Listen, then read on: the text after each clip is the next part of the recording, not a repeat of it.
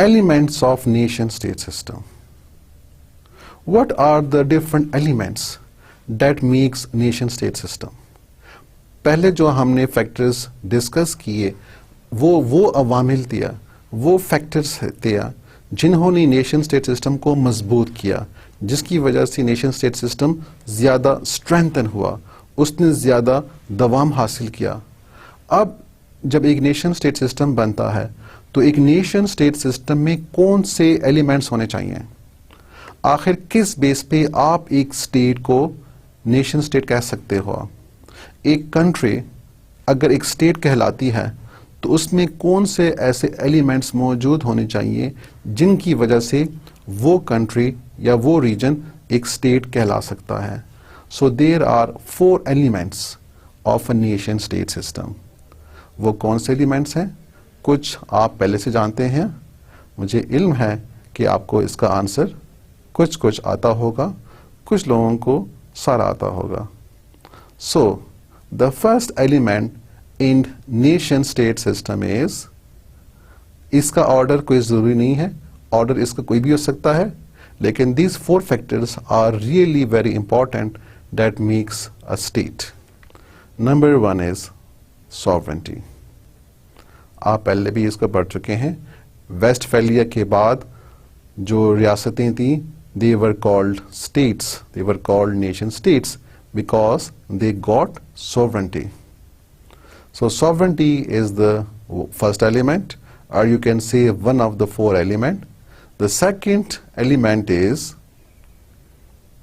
ji aziz tulaba, the second element is territorial integrity. The third element is legal equality, and the fourth element is nationalism.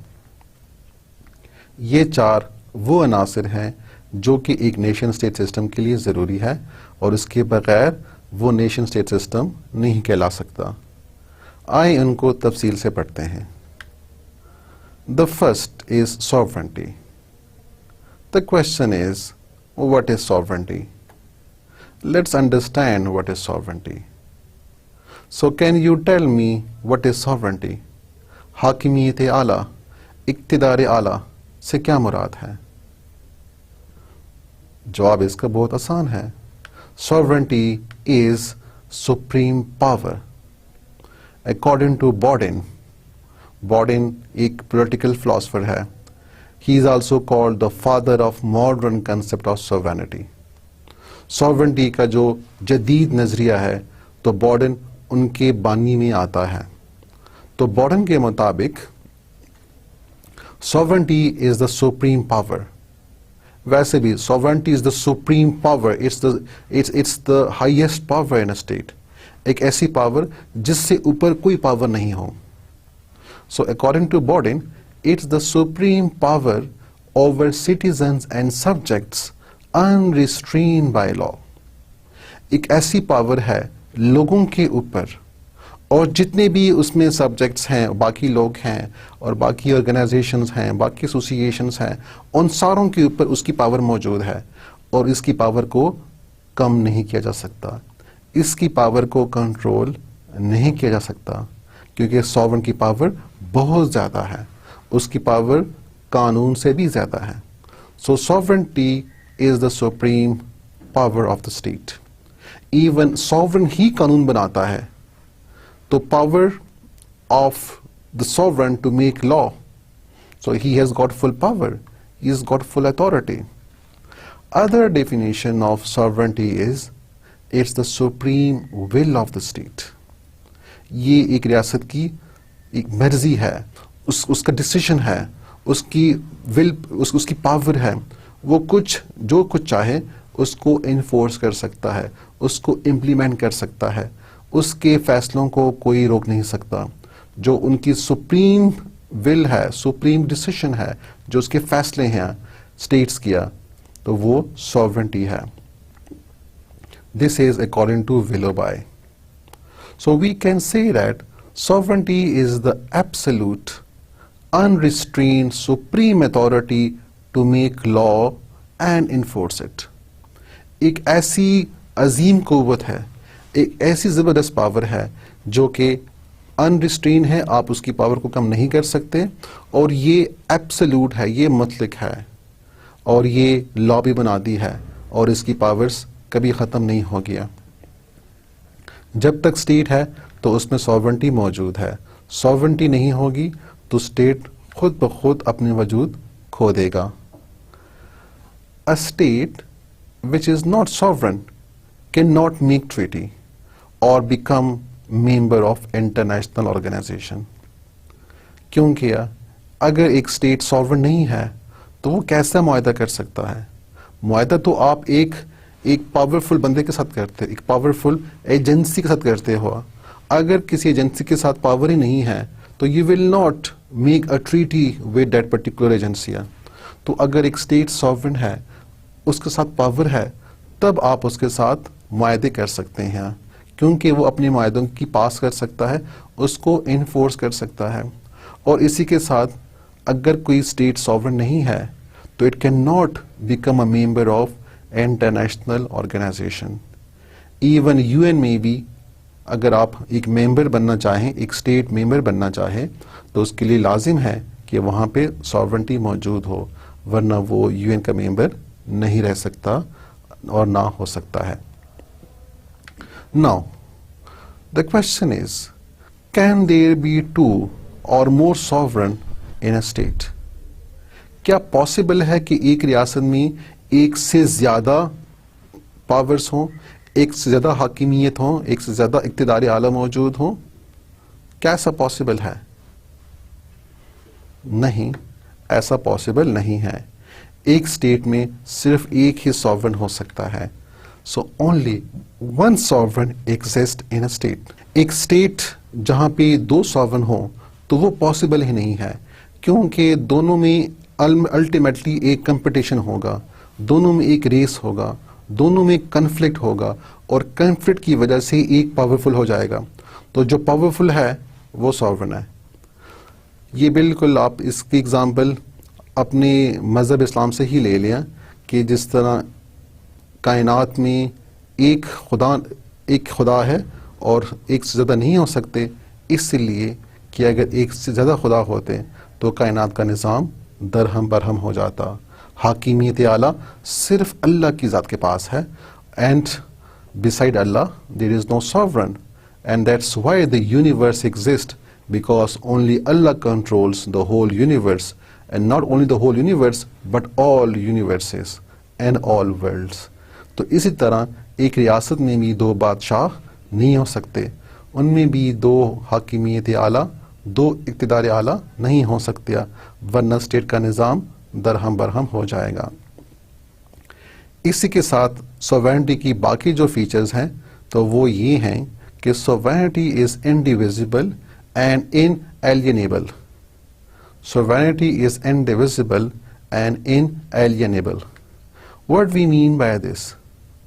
It means that the power of sovereign cannot be limited. You cannot decrease the power of a sovereign. You cannot divide the power of a sovereign. You cannot transfer the power of a sovereign. Power sovereign के पास है, आप उनकी power को कम या divide नहीं कर सकते, और ना ही उससे पावर लेके कहीं और दे सकते हो, क्योंकि आप सॉवरेन नहीं हो।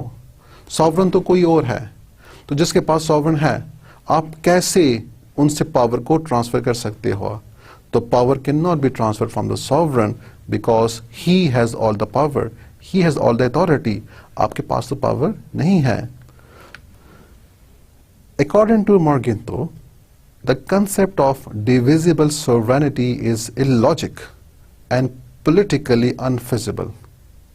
मॉर्गेंतो के मुताबिक कि एक सॉवरेनिटी जो कि डिवाइड हो, उसका तो तसव्वुर ही महाल है, वो नामुमकिन है, वो इलॉजिक है, वो खिलाफे मंतक है, आप उसको तस्लीम नहीं कर सकते हो। It's illogic, it's not possible that the sovereignty is divisible, and therefore we have absolute sovereignty. Sovereignty is not divisible. In the images, you can see some of the states where the sovereignty represents different aspects. In the first, you can see a parliament, it's the British parliament. British parliament के बारे में कहा जाता है कि the British parliament is sovereign, उसके पास तमाम powers मौजूद हैं, जो ब्रिटिश पार्लियामेंट करना चाहे वो कर सकता है। लेकिन अल्टीमेटली ब्रिटिश पार्लियामेंट के पास पावर कहाँ से आ रही है? तो वो जमहूरियत से आ रही है, वो लोगों से आ रही है। इसका मतलब हाकिमियत लोगों के पास हुआ। And we call this as popular sovereignty, कि the people are sovereign. So in Britain the parliament is supreme, but the parliament is deriving power from the people, therefore there is popular sovereignty। यही concept US में भी है, जहां पे उनके मुताबिक the US constitution is supreme, but again the people are sending their representative to the assemblies, and then they can change the constitution। So ultimately again in US we have popular sovereignty. और इसके अलावा वो states जहाँ पे emperors हुआ करते थे या किंग हुआ करते थे, जिस तरह रोमन एम्परर है, जिस तरह मुगल्स किंग्स एम्परर्स हुआ करते थे, तो वहाँ पे sovereignty was belonging to the person of the sovereign. It belonged to the ruler. So whoever was the emperor or the king possesses sovereignty। Islam में ये कंसेप्ट डिफरेंट है। इस्लाम में sovereignty belongs to whom? Yes students, without any doubt in Islam sovereignty belongs to Allah Almighty। Only He is sovereign, and the people in an Islamic state use this sovereignty power as a trust।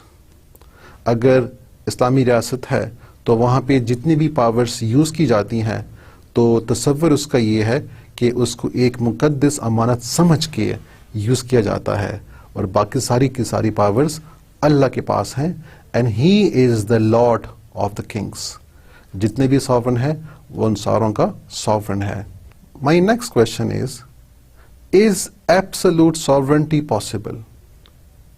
क्या ये possible है एक sovereign के पास पूरी की पूरी power मौजूद हो और वो कुछ भी कर सकता हो, वो मतलक हो, जो उसका दिल चाहे, जो उसकी मर्जी हो वो वहीं काम करे?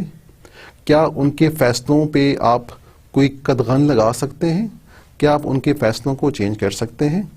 क्या एब्सोल्यूट सॉवरेंटी पॉसिबल है आजकल के ज़माने में? इसका जवाब नहीं है। So not at present. आखिर क्यों नहीं? आखिर क्यों सॉवरेंटी पॉसिबल नहीं है कि एब्सोल्यूट हो? उसकी वजह यह है कि आजकल we are living in a very international world, and the states are depending on one another, and therefore they have to respect each other. Isolation is not possible. A state cannot live by itself or independently in isolation. So a state has to regulate relations with other states. और अगर आपने बाकी कौमों के साथ भी relations रखने हो, रवाबित रखने हो, तो इसकी वजह से absolute sovereignty possible नहीं है। कुछ अवामिल जिनकी वजह से sovereignty possible नहीं है, और sovereignty या जो sovereign है उसकी पावर्स कम हो जाती हैं या उस पर कदगन हो जाती है, वो रिस्ट्रिक्ट हो जाती हैं, वो लिमिट हो जाती हैं, तो उनमें कुछ फैक्टर्स ये हैं। ट्रीटी और पैक्ट्स, जो मुआहदे एक स्टेट करता है दूसरे ममालिक के साथ, तो इसकी वजह से सॉवरेंटी की जो पावर्स हैं वो कम हो जाती है, क्योंकि सॉवरन ने अभी ट्रीटी के शर्तों के मुताबिक अमल करना है। जो मुआहदे में दफात मौजूद हैं उसने उसके ऊपर अमल करना है। अपने आप से अब वो कुछ नहीं कर सकता क्योंकि उसके ऊपर एग्रीमेंट हो चुका है। तो कैन यू सी कि एग्रीमेंट्स और ट्रीटीज करने की वजह से सॉवरन की पावर्स कम हो जाती हैं, और उसने फिर सब ट्रीटी के जो पॉइंट्स हैं या रिकमेंडेशंस हैं उनको फॉलो करना होता है। इसी तरह इंटरनेशनल ऑर्गेनाइजेशंस हैं, जिस तरह यूएन है, जिस तरह यूनिसेफ है, जिस तरह वर्ल्ड बैंक है, जिस तरह ह्यूमन राइट्स ऑर्गेनाइजेशंस हैं, तो एक स्टेट ने इन ऑर्गेनाइजेशंस की जो डिमांड्स हैं उसको भी पूरा करना होता है। इसकी वजह से एक सॉवरन अपनी पूरी पावर यूज़ नहीं कर सकता, बल्कि उन्होंने इन्हीं इंटरनेशनल ऑर्गेनाइजेशन के जो रिक्वायरमेंट्स हैं उनके मुताबिक अमल करना है, वरना उस स्टेट के ऊपर डिफरेंट किस्म के सैंक्शंस लग सकते हैं। तो इंटरनेशनल ऑर्गेनाइजेशंस की वजह से भी एक स्टेट की पावर्स कम हो जाती हैं। इसी तरह इंटरनेशनल लॉ है जिसको एक स्टेट ओबे करता है, उसको फॉलो करता है, जिसकी वजह से सॉवरेन की अपनी पावर्स कम हो जाती हैं और उन्होंने इंटरनेशनल लॉ के पॉइंट्स को और उसकी जो रिकमेंडेशंस हैं उसको फॉलो करना होता है।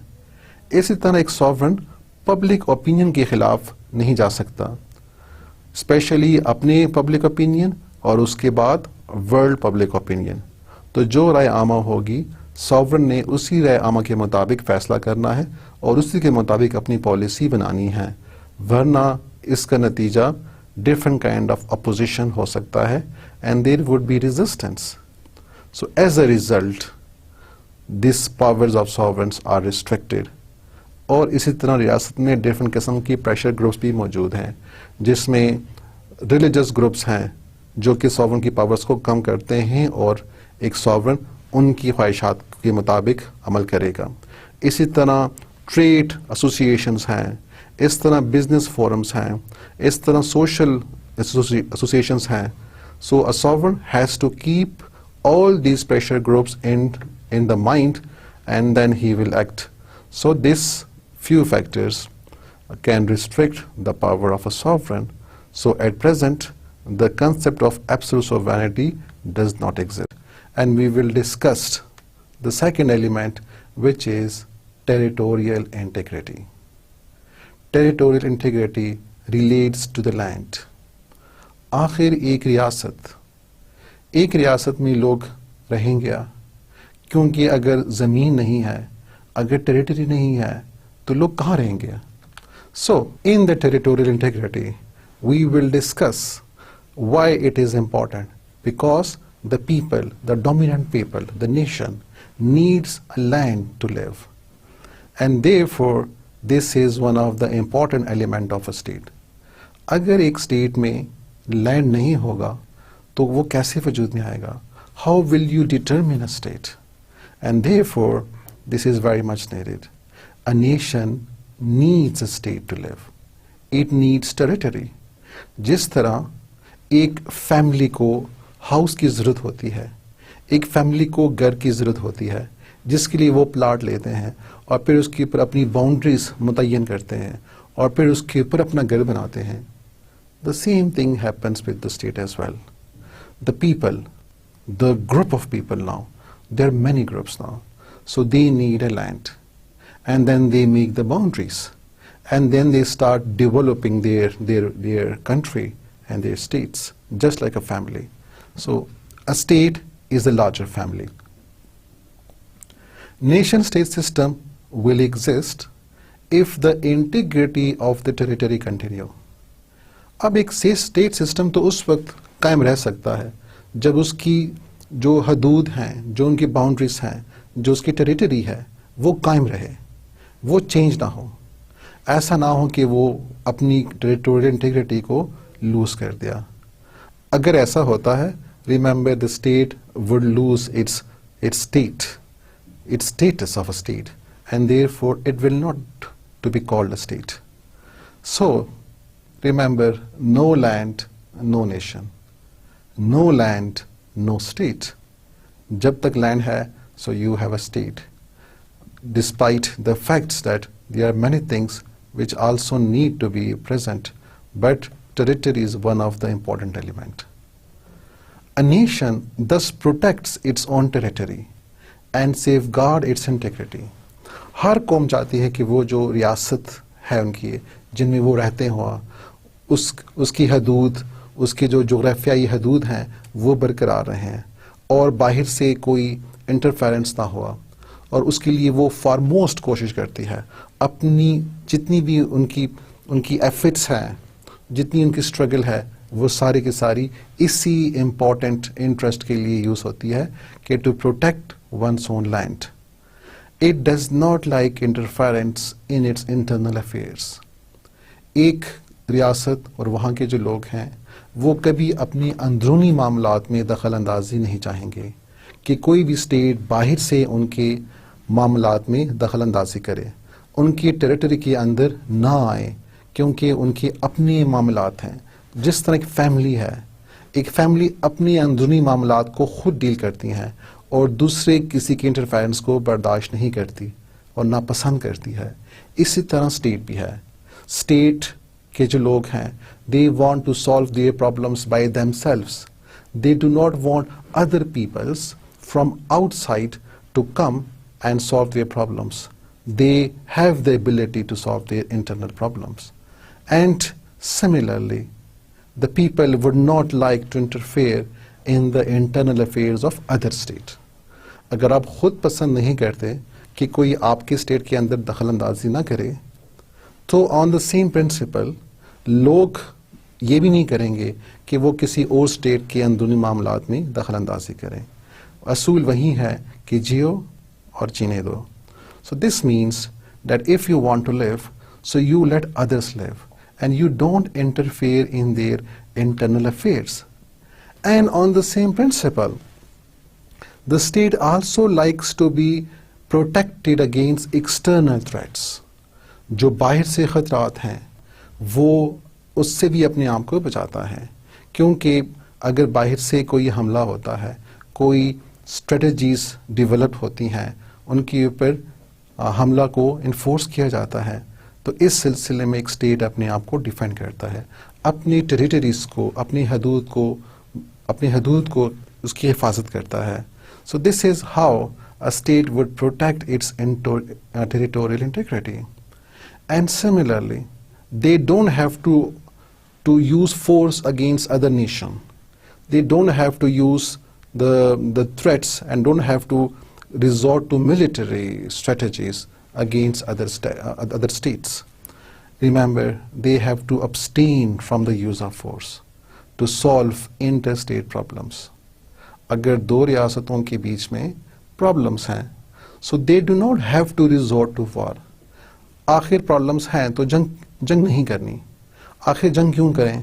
क्योंकि जब बातचीत से मसला हल हो सकता है, अगर अमन से मसला हल हो सकता है, so we should not resort to the use of force.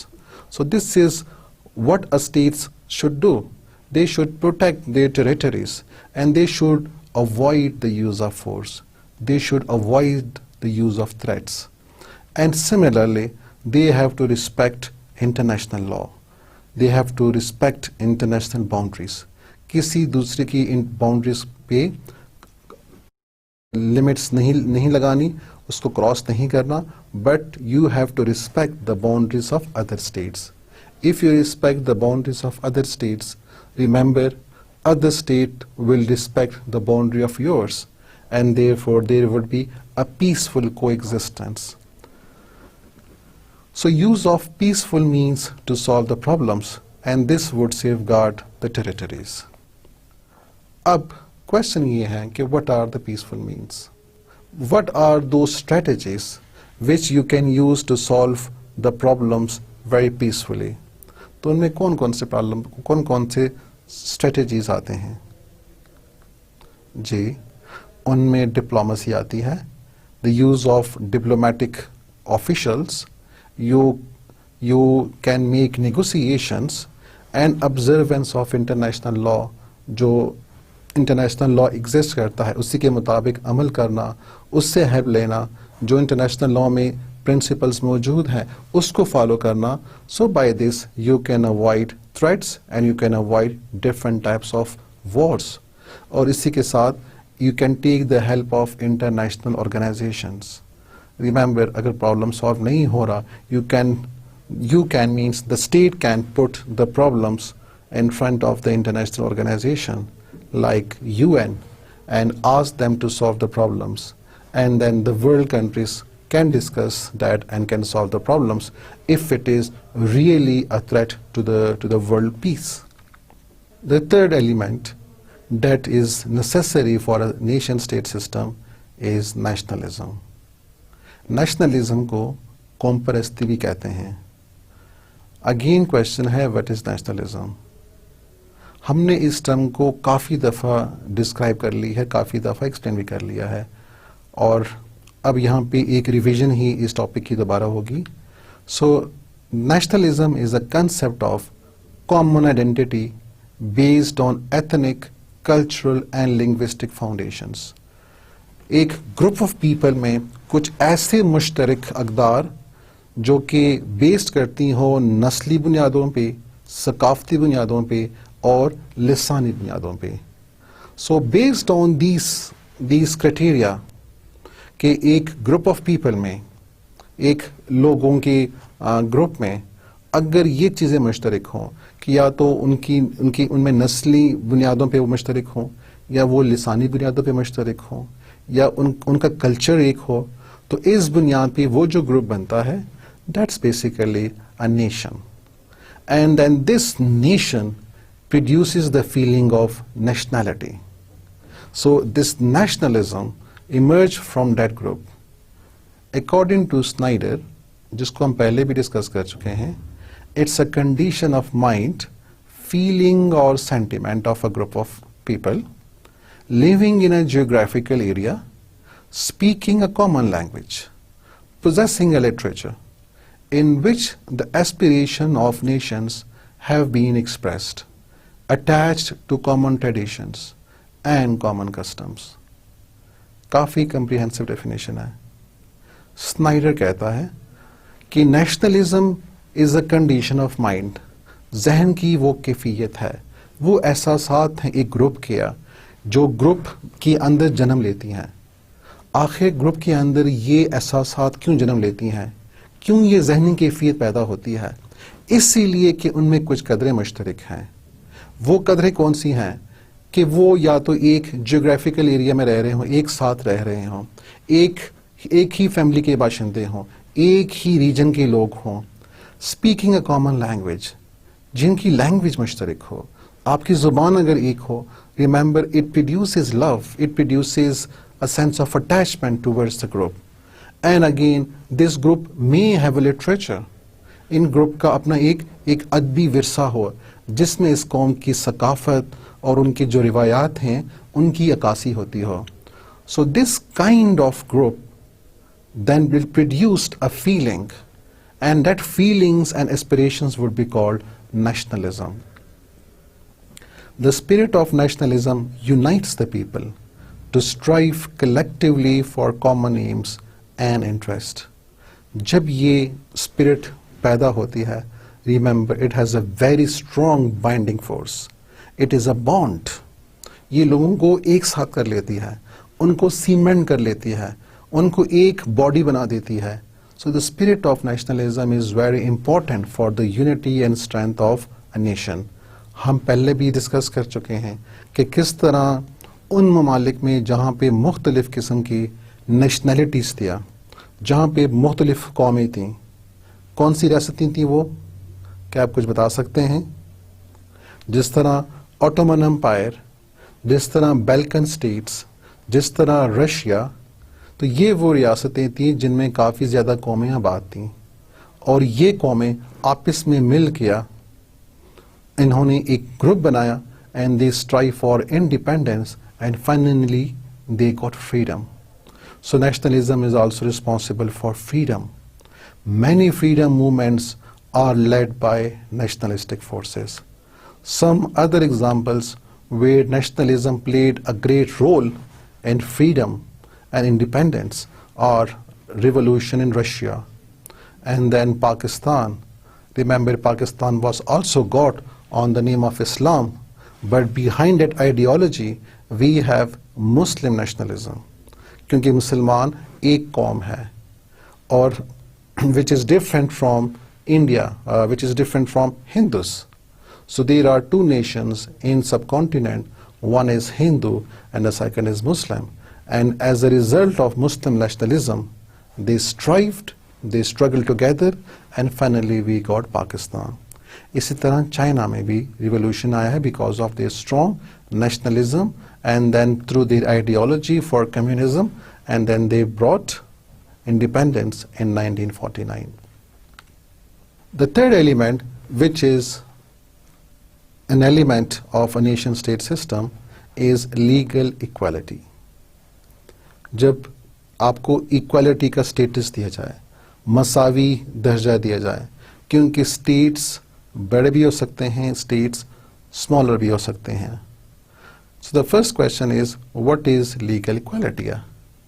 Remember, legal equality means that every state is given the same status. Every state is regarded with respect and no difference is made between the states. The nation state system assumes all states to be equal.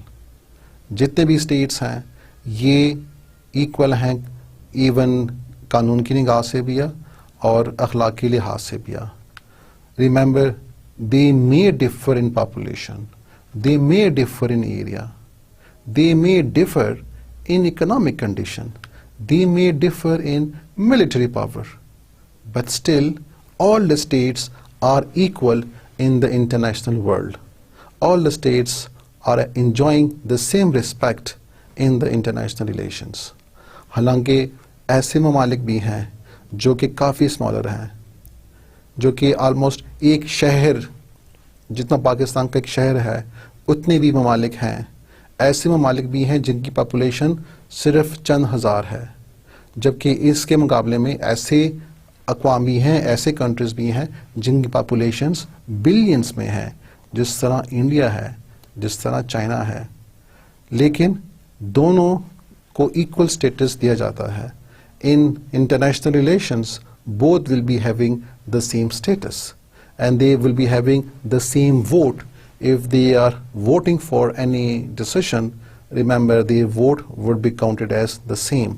इसी तरह चाहे एक country बहुत भी powerful क्यों ना हो और दूसरी कंट्री वीक हो, but still they are equal in the international relations. Equality implies respect for all, because if you treat all states to be equal, this means you are treating all the people to be equal. And this is how you are giving respect to humanity and to people. अगर आपने ये नहीं किया और कुछ states को ज़्यादा marks दिए, उनको ज़्यादा स्टेटस दिया, उनके वोट को बढ़ा जाना और दूसरे के वोट को हकीर जाना, उसको कोई अहमियत नहीं दी, तो इसकी वजह से नाइंसाफ़ी आएगी, इसकी वजह से नफ़रतें जन्म लेंगी और रिस्पेक्ट का आंसर ख़त्म हो जाएगा. So inequality would result in humiliation, it would result in conflicts, tension and war. अगर आपने स्टेट्स को इक्वल स्टेटस नहीं दिया, रिमेंबर इससे ह्यूमिलेशन, ये उनके लिए बेइज्जती हो गया, इससे कशीदगी जन्म ले गया और कशीदगी की वजह से वॉर्स जन्म ले सकती हैं. So this means if you want peaceful relations on the international level, so this is only possible if you give equal status to all the states, all the countries. Otherwise there would be conflicts and tension. Now there is a very interesting question. Does the UN Charter also recognize it? क्या अक़वाम मुत्तहिदा का जो charter है, क्या वो इसी असूल को मानता है, क्या वो इसी असूल को तस्लीम करता है कि सारे स्टेट्स की पावर इक्वल है and they are given the same legal equality status? जी, yes, it is accepted by UN charter as well. जो अक़वाम मुत्तहिदा का चार्टर है उसने भी इसी असूल को तस्लीम किया हुआ है. अब आप क्वेश्चन करेंगे कि कैसे ये पॉसिबल है, क्योंकि veto power in UN is against legal equality. जिस तरह आप जानते हैं कि अक़वाम मुत्तहिदा के ऑर्गन्स हैं, जिसमें एक ऑर्गन जनरल असम्बली है और दूसरा ऑर्गन सिक्योरिटी काउंसिल है. सिक्योरिटी काउंसिल्स के मेंबरान को वीटो पावर दी गई हैं. उसके जो 5 मुस्तकिल अरकान हैं उनके पास ये पावर मौजूद है. So they can veto any bill which they dislike. तो इसका मतलब ये हुआ कि इन 5 को काफ़ी ज़्यादा पावर दी गई हैं और ये अपनी मर्ज़ी के मुताबिक कुछ भी कर सकते हैं. Even can veto any resolution if General Assembly has approved it with majority. अगर जनरल असेंबली अक़वाम मुत्तहिदा की कोई भी कानून या कोई भी बिल मेजॉरिटी से पास कर लिया तो रिमेंबर सिक्योरिटी काउंसिल उसको भी रद्द कर सकती है। इवन एक भी वोट काफ़ी होगा उसको रद्द करने के लिए।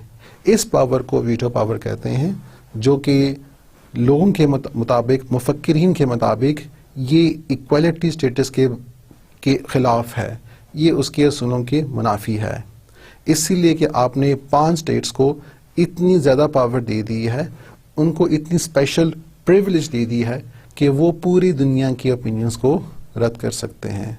जिसमें अगर आपको मैं एग्जांपल दे दूँ कि जिस तरह इसराइल की जारहियत फ़िलिस्तीनियों पे जारी दिया और जनरल असेंबली ने उसके ख़िलाफ़ कानून पास किया, बिल पास किया, लेकिन इसके बावजूद सुपर पावर्स में एक पावर ने उसको वीटो कर दिया, लिहाजा उसकी अहमियत को उन्होंने ख़त्म कर दिया और कोई एक्शन इसराइल के ख़िलाफ़ नहीं लिया जा सकता। तो ये मुफक्किरीन के मुताबिक ये जो वीटो पावर है, this is against legal equality of the nation state system. So you can see that even smaller states, though given equality certificates, have little say in international affairs. आपको पिक्चर में भी नज़र आ रहा है कि जितनी भी स्मॉलर स्टेट्स हैं यूएन में, उन सारों को इक्वल पावर तो दे ही दी गई है, लेकिन you can see the balance of the ship, कि शिप ने एक तरफ टिल्ट किया हुआ है, इट इज़ नॉट बैलेंस्ड, क्योंकि जो 5 सुपर पावर्स एक तरफ हैं, इसकी वजह से यूएन की जो किश्ती है उसका बैलेंस इम्बैलेंस्ड है। So how would we justify that UN has given equal status and equal rights to all the states? तो उसका जस्टिफिकेशन हम ये देते हैं कि यूएन में जो जनरल असेंबली है उसमें सारे स्टेट्स बराबर हैं, उसमें जितने भी दुनिया के मेंबर्स हैं, so all of them are given the same vote and therefore the voting power is the same. तो वहाँ पे वोट में कोई फ़र्क नहीं है, सारों स्टेट्स को इक्वल पावर दी गई है। लेकिन सिक्योरिटी काउंसिल्स में जो 5 मेंबरान हैं उनको ये इजाफी पावर इसलिए दी गई है या वीटो पावर इसलिए दी गई है क्योंकि they are powerful states, they are stronger states, और जब वो स्ट्रॉन्गर हैं तो उनकी रिस्पॉन्सिबिलिटी भी ज़्यादा है, वो दुनिया के अमन में उनकी रिस्पॉन्सिबिलिटी ज़्यादा है, तो वो दुनिया के अमन के लिए ज़्यादा काम कर सकते हैं, और इसी काम को करवाने के लिए उनको स्पेशल पावर दी गई हैं कि जहाँ पे वो समझते हैं कि दुनिया का अमन या इंटरेस्ट पूरे नहीं हो रहे, तो वहाँ पे वो अपनी इसी पावर्स को यूज़ करके अपने इंटरेस्ट को या दुनिया के इंटरेस्ट को बचा सकते हैं। तो ये पावर सिर्फ इसलिए है क्योंकि ये बड़े स्टेट्स हैं और इसलिए उनकी रिस्पॉन्सिबिलिटी ज़्यादा है, तो उनको ज़्यादा पावर दी जाए ताकि अगर फ्यूचर में कोई ऐसे मसले आते हैं, so they can use this power to save the world from any war. So that's how it is given the justification for the veto power. तो लिहाजा हमने देखा कि जो वीटो पावर है तो ये सिर्फ और सिर्फ एक स्पेशल पावर सिक्योरिटी काउंसिल्स के मेंबरान को इसलिए दी गई है कि उनकी रिस्पॉन्सिबिलिटी ज़्यादा होने की वजह से वो दुनिया के अमन में अपना काफ़ी रोल अदा कर सकते हैं। अब इसके बाद ये नेशनलिज्म के बारे में एक फ्यू इमेजेस हैं which can tell you about the nationalism which was emerged in different nationalities. आपको रशियन रिवोल्यूशन नज़र आ रहा है, साथ में एक तरफ आपको इंडियंस नज़र आ रहे हैं और दूसरे में आपको जापान रिवोल्यूशंस के बारे में एक इमेज नज़र आ रहा है। So nationalism is a very important element for nation state system. Nationalism के बारे में क़ायद आज़म के भी कुछ अफकार हैं, ज़रा उनको पढ़ते हैं। क़ायद आज़म मोहम्मद अली जिन्ना फरमाते हैं, मैं उस गाय को खाना चाहता हूँ जिसकी पूजा हिंदू करते हैं।